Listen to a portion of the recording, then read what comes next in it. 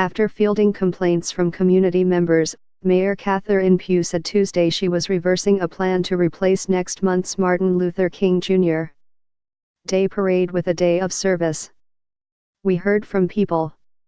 We'll do the parade and the day of service," she said. "People want to do both." Pugh had previously said she was planning to cancel the long-running parade to replace it with a day of service, which she felt better honored King's legacy.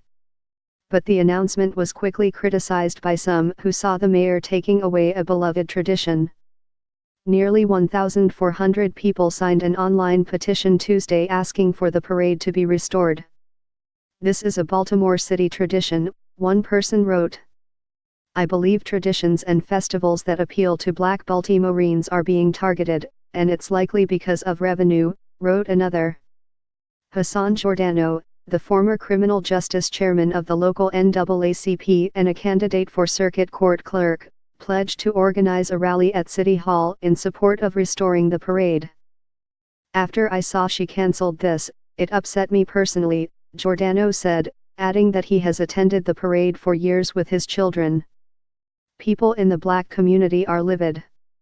Marching bands go all year getting ready for this parade. Though it's symbolic, it's something that brings pride and joy to our city. We're telling her to reinstate the parade." Pugh had argued that the long-running parade was good for its time, but she wanted to change the message of the day. "Every leader has an opportunity to shape what they would like to see," she said. Instead of marching bands parading down Martin Luther King Boulevard, Pugh had said she planned for bands to compete at Morgan State University in a Battle of the Band competition that would name a drummer for justice. Those in the audience would have been encouraged to volunteer at a variety of community organizations, she said. But Pugh said late Tuesday the Battle of the Bands would not occur now that plans for the parade were restored. She said that competition could occur later this year. Pugh initially announced the change on the city's website. To honor the legacy of Drive. Martin Luther King, Jr. On Monday, January 15, 2018, Mayor Catherine E. Pugh will host the inaugural Drive. Martin Luther King, Jr. Day of Service, the site stated. This year, the city of Baltimore welcomes residents to emulate Drive.